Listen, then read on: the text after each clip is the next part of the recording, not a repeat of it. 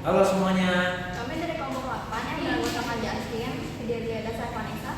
Pada kesempatan kali ini kami akan mempresentasikan tentang Kerajaan Singasari, mulai dari sejarah awalnya, masa kejayaan, hingga keruntuhannya, serta peninggalan-peninggalan dari kerajaan tersebut. Selamat menonton!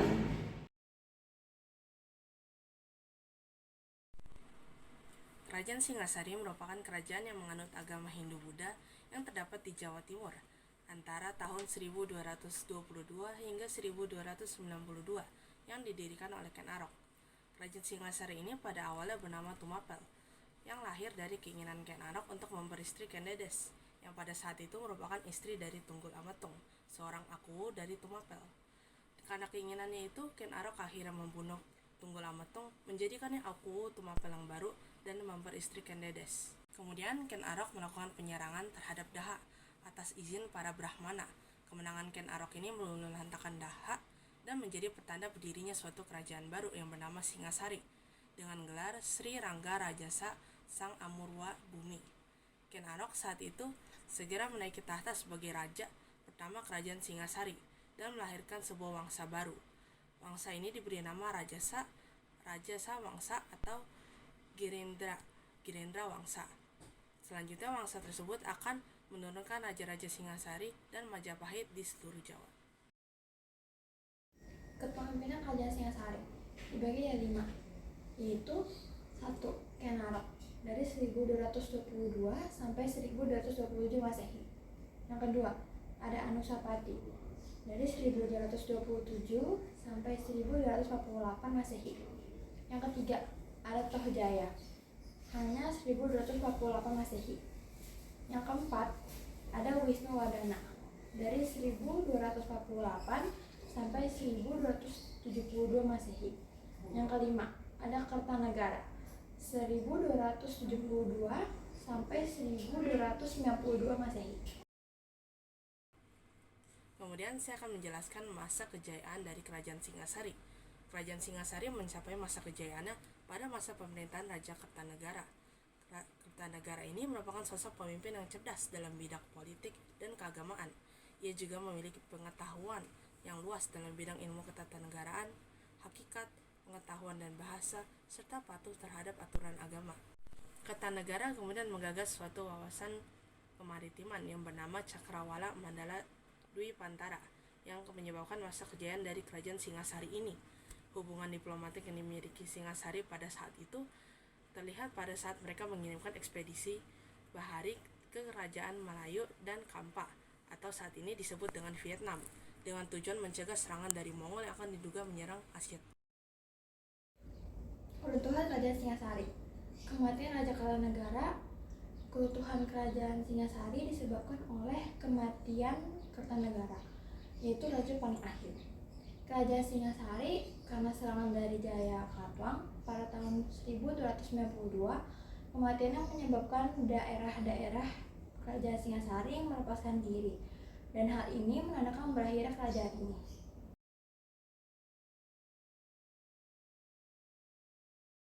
Kehidupan politik Kerajaan Singasari. Ken Arok merupakan seorang pemuda yang berasal dari desa Pangkur di sekitaran Gunung Kawi. Ia bekerja kepada seorang aku Tumapel bernama Tunggul Ametung. Saat ia bekerja, ia menjalin hubungan asmara dengan salah seorang istri muda dari Tunggul Ametung, yaitu Ken Dedes. Kemudian, ia membunuh Tunggul Ametung dan menikahi Ken Dedes yang sedang hamil, serta menjadi aku Tumapel yang baru. Pada pertempuran Ganter 1222, Kertajaya dapat dikalahkan. Seluruh wilayah bekas kerajaan Kadiri dikuasai. Ken Arok menyatakan diri sebagai raja baru dan mengganti Tumapel menjadi kerajaan Singasari. 1227, Ken Arok dibunuh oleh seorang hamba raja atas perintah Anusapati, yaitu anak tiri Ken Arok. Anusapati kemudian menjadi raja dengan didukung Mahisa Wongsa Teleng, yaitu anak dari Ken Arok dan Ken Dedes. Tojaya sebagai anak Ken Arok dari Ken Umang ingin membalas kematian ayahnya dengan membunuh Anusapati pada tahun 1248. Pada saat pemerintahan Tojaya terjadi pemberontakan yang dilakukan oleh Ranggauni serta Mahisa Cempaka. Panji Tohjaya berhasil melarikan diri, tetapi meninggal di Katanglumbang. Setelah masa pemerintahan Tohjaya, kerajaan Kadiri yang merupakan bawahan Singasari berhasil disatukan secara sempurna oleh Ranggauni. Selanjutnya, Kertanegara menjadi Raja Singasari yang terkenal. Ia terkenal sebagai seorang raja yang mempunyai gagasan untuk meluaskan kekuasaannya, dan ia juga merupakan seorang penganut agama Buddha Tantrayana. Pada masa pemerintahannya, datang utusan Kublai Khan agar Raja Kertanegara tunduk pada kekuasaan Kublai Khan. Akan tetapi, perintah Kaisar Kublai Khan itu ditolak dengan melakukan penghinaan diplomatik. Alasan penolakan itu adalah Kertanegara merasa ia adalah raja besar dan penguasa tanah Jawa. Kublai Khan marah melihat tindakan Kertanegara atas utusannya. Ia lalu mengirimkan pasukannya ke Jawa untuk menyerang Singasari, sekaligus menghukum Kertanegara. Keinginan Kublai Khan untuk menyerang kerajaan Singasari tidak terlaksana, karena pasukan Kublai Khan baru tiba di Singasari pada 1293 Masehi. Sementara Raja Kertanegara yang dicari-cari telah meninggal pada 1292 Masehi akibat serangan dari Jayakatwang. Dengan meninggalnya Raja Kertanegara, berakhirlah Kerajaan Singasari. Kehidupan ekonomi Kerajaan Singasari. Letak Kerajaan Singasari menunjukkan bahwa masyarakatnya memiliki mata pencaharian bidang pelayaran. Selain pelayaran, dengan suburnya bumi, sektor pertanian juga menjadi aspek dari perekonomian yang maju di Singasari. Masa Singasari dikenal beberapa jenis tempat keagamaan yang dijaga kesuciannya oleh raja. Ada 7. Yang pertama ada Kalan, yaitu mandala perguruan agama. Yang kedua ada Kalayan, tempat tinggal petugas-petugas keagamaan. Yang ketiga ada Kamuan, memuja nenek moyang. Yang keempat ada Kakurukan, tempat bertugas pemuka agama Buddha yang berbaju kuruk atau jubah pendeta. Yang kelima ada Putih Wihara, biara untuk pendeta-pendeta agama Buddha. Yang keenam ada Parayanan, tempat pemujaan dewa. Ketujuh Karshan, tempat para resi. Kemudian saya akan menjelaskan tentang kehidupan sosial dari Kerajaan Singasari. Pertama adalah kebudayaan. Raja Singasari mempunyai wawasan kewilayahan yang lebih luas dibandingkan dengan pemimpin-pemimpin Kadiri. Hal ini terungkap pada prasasti Mula Malurung yang dikeluarkan oleh Raja Seminingrat yang menyebabkan pengangkatan para kerabatnya di berbagai negara di Jawa dan Madura seperti Lumajang, Madura, Daha, Urawan, Moronohrin, Lua, dengan Kediri tercakup di dalamnya. Edi Setiawati dalam penelitiannya tentang Arca Ganesha pada masa Kadiri dan Singasari menunjukkan pada masa Singasari tercipta puncak perkembangan seni arca.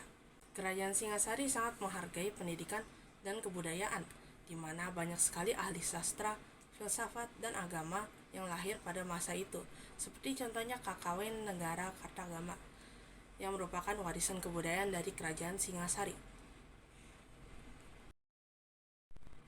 Kemudian ada sistem pemerintahan dari Kerajaan Singasari ini.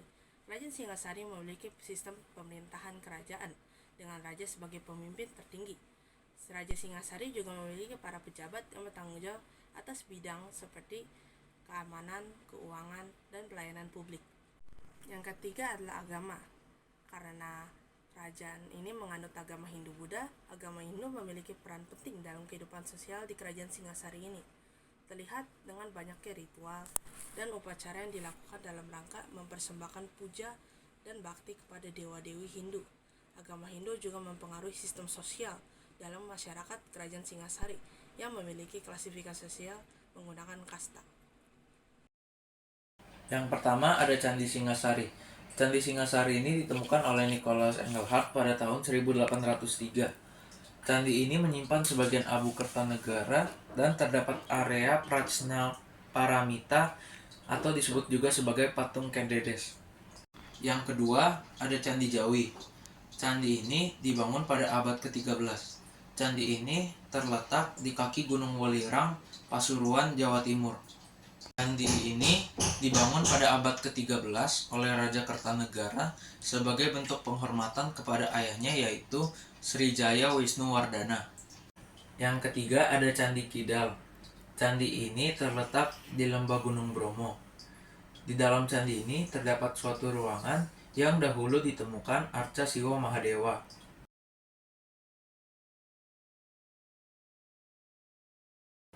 Yang keempat ada Candi Jago. Candi ini terletak di Dusun Jago, Provinsi Jawa Timur. Berdasarkan kitab Negara Kertagama dan Pararaton, nama dari candi ini diambil dari kata Jajagu. Candi ini dibangun pada abad ke-13 oleh Raja Kertanegara sebagai bentuk penghormatan kepada ayahnya yaitu Srijaya Wisnuwardana. Yang kelima ada Prasasti Gondang. Prasasti ini ditemukan di Desa Rejoso, Provinsi Jawa Timur pada tahun 2020. Di dalam prasasti ini tertulis tahun 1197 Saka atau 1275 Masehi. Yang artinya prasasti ini ditulis pada masa Raja Kertanegara. Yang keenam ada Prasasti Singasari. Prasasti ini ditemukan di sebelah utara Candi Singasari pada tahun 1904. Candi ini diukir dalam aksara Jawa kuno dan ditulis untuk mengenang pembangunan Candi Pemakaman yang dipimpin oleh Gajah Mada, sehingga prasasti ini sering juga disebut Prasasti Gajah Mada. Yang ketujuh ada Arca Mokhapasa. Arca yang sekaligus prasasti ini ditulis dengan huruf Jawa kuno dan bahasa campuran antara bahasa Sanskerta dan Melayu kuno. Arca ini diberikan oleh Raja Kertanegara kepada Sri Maharaja, Sri Matribuwana-raja, Mauliwarmadewa yang merupakan raja dari kerajaan Dharmasraya sebagai bentuk tanda persahabatan. Ya, sekian presentasi dari kami. Mohon maaf dari salah kata, semoga presentasi kami dapat